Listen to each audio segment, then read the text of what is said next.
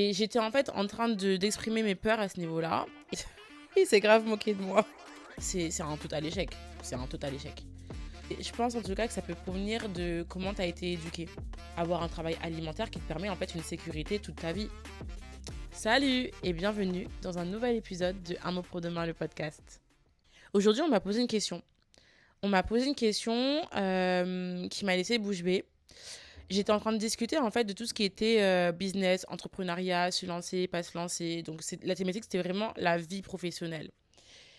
Et j'étais en fait en train d'exprimer mes peurs à ce niveau-là. Et la personne m'a posé une question. D'ailleurs, il m'a posé même deux questions. La première, c'était: pourquoi as-tu peur de l'échec? Et as-tu déjà vécu un échec? Donc, as-tu déjà vécu l'échec dans ta vie professionnelle? Et j'avoue que j'ai pas su répondre. J'ai pas su répondre. Et d'ailleurs, il s'est grave moqué de moi. Parce que du coup, j'ai pas su justifier une peur qui j'ai envie de dire, qui m'anime. C'est pas le bon mot. Parce que du coup, ça, c'est trop, entre guillemets, positif. Mais t'as capté, c'est quelque chose que je ressens, la peur de l'échec, tu vois. Et c'est pour ça, du coup, que j'entreprends pas. C'est pour ça que je me lance pas assez, etc. Mais d'un autre côté, on sait pas pourquoi, et je sais pas pourquoi, je sais pas pourquoi j'ai développé cette peur finalement. Je sais pas d'où elle provient. Enfin, je sais pas d'où elle provient. Je pense savoir d'où elle provient, mais je m'étais jamais réellement posée dessus. L'échec se définit par le fait que tu ne réussisses pas ce que tu entreprends. C'est tu vas essayer de faire des choses, tu vas tenter d'obtenir des choses, de mettre en place des projets. Et encore une fois, je parle d'un point de vue totalement professionnel. Tu vas faire des choses, tu vas mettre un plan d'action pour atteindre tes objectifs. Mais finalement, ça prend pas. Ça prend pas pour X, Y raison. Tu n'y arrives pas, c'est un total échec. C'est un total échec. Et aujourd'hui, c'est pas mon cas. Aujourd'hui, je peux dire que j'ai jamais entrepris à ce point pour dire que j'ai été confrontée à un échec et donc pour dire que j'ai peur de l'échec. Et du coup, on a fait un énorme débat sur ça et sur le fait, entre guillemets, de vivre ses rêves et d'entreprendre justement tes projets, de se lancer, d'avoir le courage, de ne pas avoir peur, etc. C'est une personne qui a entrepris et qui a réussi. Donc il a vraisemblablement atteint des niveaux auxquels je ne suis pas encore. Mais du coup, je me dis, ok, d'où ça part, d'où ça vient. Enfin, en tout cas, ça me fait me poser des questions sur ma personne et sur comment je pense. Et je pense sincèrement que ce genre de peur peut provenir justement de ton enfance. Je sais pas si je vais trop loin, mais je pense en tout cas que ça peut provenir de comment tu as été éduqué.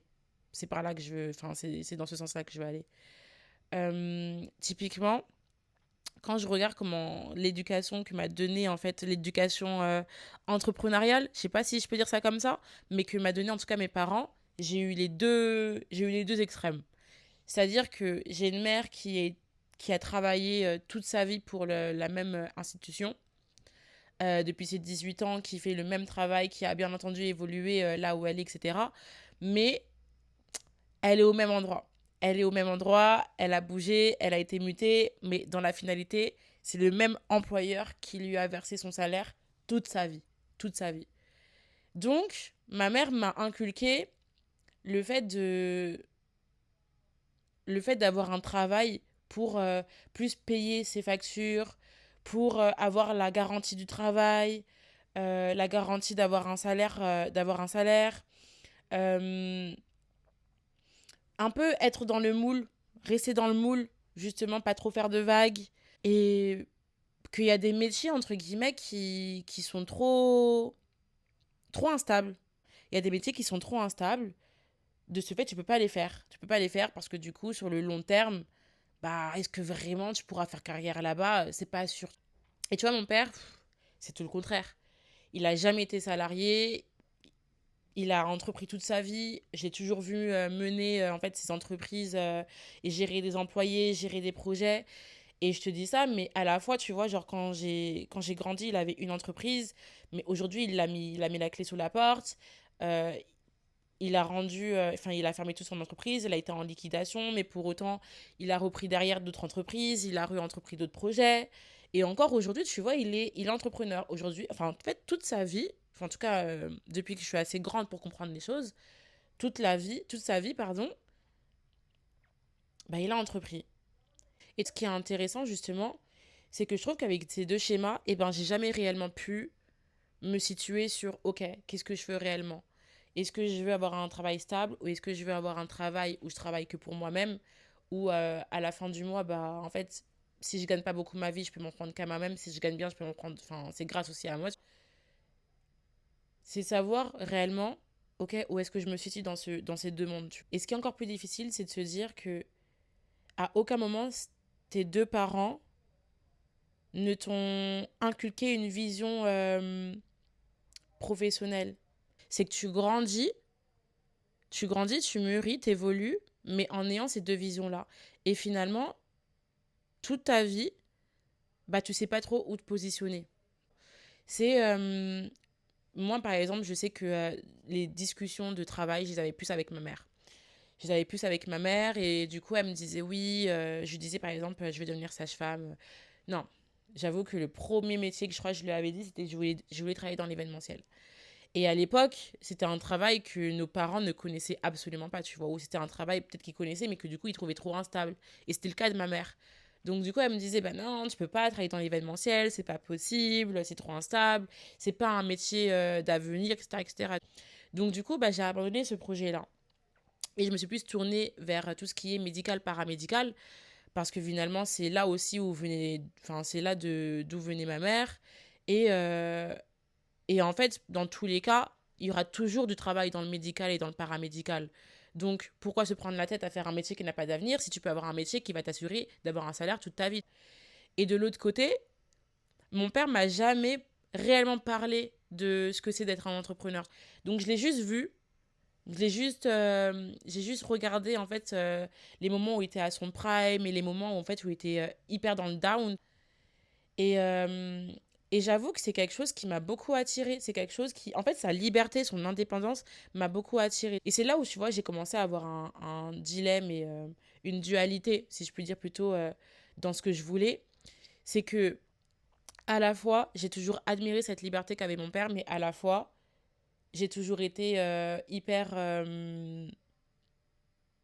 En fait, c'est là où. Enfin, je sais pas comment le déterminer, mais en tout cas, je pense que c'est là où j'ai commencé à me dire ok, j'ai trop peur parce que justement, j'ai récupéré les peurs de ma mère.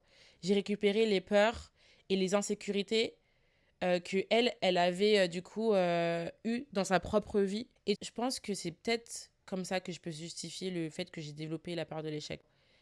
Parce que finalement, mon père m'a jamais appris à, il m'a jamais montré comment faire. Et de ce fait, je me suis dit, bah, si je me lance pas, bah, je peux pas échouer finalement. Et de l'autre côté, tu avais ce discours où tu devais bah, absolument avoir un travail qui te permet de payer des factures à 100% tous les mois, etc. Un travail qui te plaît. En fait, un travail alimentaire, disons le terme. Avoir un travail alimentaire qui te permet en fait une sécurité toute ta vie. Et donc, quand tu vois, il m'a posé la question, qu'est-ce que tu as vécu comme échec d'un point de vue professionnel? Bah ouais, je peux pas répondre. Je peux pas répondre parce qu'en fait, j'ai jamais entrepris. Je me suis jamais lancée. Et c'est ça qui est triste, surtout à mon âge. Ça qui est triste, c'est se dire, toute ta vie, t'as admiré une vie, une liberté que t'as vue. Tu l'as vue. T'as habité, enfin, mon père, j'ai habité avec lui, on sortait, on faisait des trucs, etc., etc. Ça veut dire que je voyais littéralement sa liberté déjà en termes de temps et sa liberté financière. Mais malgré ça, j'ai pas eu les codes pour moi-même entreprendre. Du coup, je me suis jamais lancée. Donc, du coup, ouais, c'est légitime en fait que quand le gars il me pose la question de qu'est-ce que tu as vécu comme échec, bah ouais, j'ai rien à dire.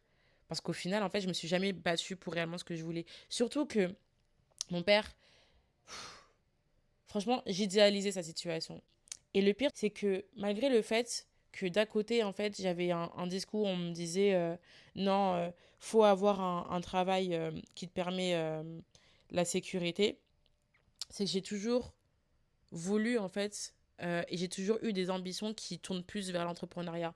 J'ai toujours voulu entreprendre, même quand par exemple je voulais devenir sage-femme, parce que ouais, je voulais devenir sage-femme. Je me voyais pas être sage-femme à l'hôpital public ou dans un hôpital privé. Je me voyais sage-femme à mon compte. Je me voyais avoir mes propres patientes qui venaient. Je me voyais faire des accouchements dans l'eau, avoir mon entreprise et aider les femmes à accoucher dans l'eau. Enfin, je me voyais pas travailler pour quelqu'un. Je me suis jamais vue travailler pour quelqu'un. Et pour autant, toute ma vie, toutes mes études, eh ben, j'ai toujours travaillé pour quelqu'un. Et pourtant, j'aime pas ça. J'aime pas ça. T'es là, tu dois travailler pour des gens, c'est leur vision, c'est leur rêve à eux, tu les enrichis eux, à la fin de la semaine, t'es fatigué parce qu'en fait, t'as travaillé pendant 35 minimum et plus de 40 heures, 45 heures parfois, etc. Pour au final, bah, ne pas cultiver tes propres rêves, ne pas avancer pour tes propres valeurs et tes propres ambitions. Enfin, tu vois ce que je veux dire? Et finalement, en fait, c'est ça que je me dis, c'est que ce qui est trop paradoxal, c'est que j'ai toujours eu l'envie justement de moi-même entreprendre parce que réellement, cette vie-là, la vie que mon père avait, et ben c'est cette vie-là que je voulais. Donc oui, j'ai pas vécu l'échec. J'ai pas vécu l'échec. Et le pire dans tout ça, c'est qu'il y a forcément des situations professionnelles que tu as vécues, que j'ai vécues, qui pourraient se qualifier comme étant un échec pour certaines personnes, par exemple. Et pour autant, moi, je les qualifie pas comme un échec. Typiquement, il y a une époque, je travaillais dans une entreprise et j'ai commencé en tant que stagiaire. Après, j'ai signé un CDD. Après, j'ai eu un CDI.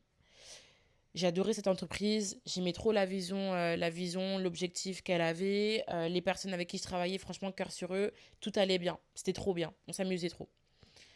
Mais j'avais arrêté mes études à ce moment-là. Et j'avais un seul objectif, c'était de reprendre mes études. Et je ne voulais pas payer mes études, on sait tous comment ça coûte cher. Et du coup, je voulais une alternance. Mais je voulais une alternance dans cette entreprise. C'était mon objectif. Vraiment, c'était mon but. Et ben, j'ai pas réussi à l'avoir. J'ai pas réussi à l'avoir. Et c'était pas OK sur le moment. C'était pas OK. Mais en tout cas, j'ai pris une décision. Je me souviens très bien que quand je suis allée voir justement mon responsable, je lui ai dit, c'est soit j'ai une alternance, soit je pars. Il m'a dit non, je suis partie. Ça aurait pu être un échec pour moi de me dire, ouais, bah, t'as pas eu ce que tu voulais. Mais au final, avec du recul, c'était tellement pas un échec parce que ça m'a tellement ouvert des portes ailleurs. Ça m'a tellement permis, en fait, de pouvoir avoir finalement d'autres choses qui ont été beaucoup plus formateurs pour moi. Donc en fait, ça n'a pas été un échec. Et même si c'était un échec sur le moment, parce que en vrai, oui, j'ai pas réussi à avoir ce que je voulais à ce moment-là, tu vois. C'est un échec. Mais en fait, ça m'a permis d'avoir autre chose qui sont beaucoup plus intéressantes et qui ont été beaucoup plus bénéfiques pour moi. Donc d'un autre côté, en fait, bah oui, j'ai été confrontée à l'échec. Mais est-ce que j'en suis morte? Non. Non, finalement. Même les échecs, en fait, que j'ai inconsciemment vécu parce que je les avais pas en fait je les avais pas qualifiés d'échecs sur le moment, mais aujourd'hui les échecs que je pourrais me dire que j'ai vécu étant plus jeune et pendant ma vingtaine, bah finalement je les voyais même pas comme ça parce que du coup elles m'ont permis d'avoir d'autres choses à côté, elles m'ont permis d'évoluer. Donc en fait, comment tu justifies réellement aujourd'hui la peur d'échec, la peur d'échouer? Tu peux pas la justifier en fait. Et c'est, je pense, le fait que tu ne tentes pas, le fait que je ne tente pas et que je ne veuille pas réellement aller prendre ce que je veux, qui est le véritable échec finalement. Aujourd'hui, je pense que ouais, mon plus gros échec à l'heure actuelle, c'est de me dire, tu veux telle ou telle chose, tu veux entreprendre tel ou tel projet, mais tu mets rien réellement en place pour y aller. Ça, c'est un échec. C'est un échec et professionnel et personnel. Parce que en fait, tu es en train de te conforter dans un t'es en train de te conforter dans une vie en fait que tu kiffes pas sur un point de vue professionnel, on s'entend encore, tu vois, mais tu es en train de te conforter sur quelque chose que tu kiffes pas, tu es en train de t'obliger à te lever tous les matins pour des visions et pour des valeurs qui ne sont même pas les tiennes. Et bien entendu, enfin, en fait, chacun ses objectifs. Il y a des gens qui vont kiffer et c'est cool, c'est ok. Et il y a des gens comme moi qui vont pas kiffer, mais pour autant, qui ne vont rien entreprendre pour aller au-delà et pour aller chercher réellement leurs rêves. Et c'est ça qui est triste, et c'est ça le véritable échec. Là, je t'en parle et tout, mais quand je repense aussi à la discussion que j'ai eue avec cette personne, je me dis en fait, le véritable échec que j'ai dans ma vie, bah, c'est de pas vivre à 100% comme moi j'ai envie. C'est de pas réellement me lancer dans ce que j'ai envie de faire, c'est de pas aller chercher ce que je veux avoir dans ma vie. Donc finalement, c'est ça le véritable échec. C'est de se conforter dans un truc qui te fait pas kiffer.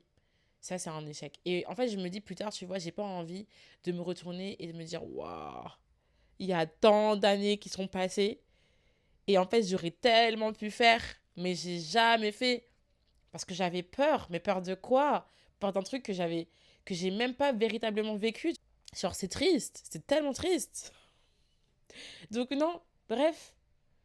Je voulais juste poser ça là. Parce que je trouvais ça super intéressant.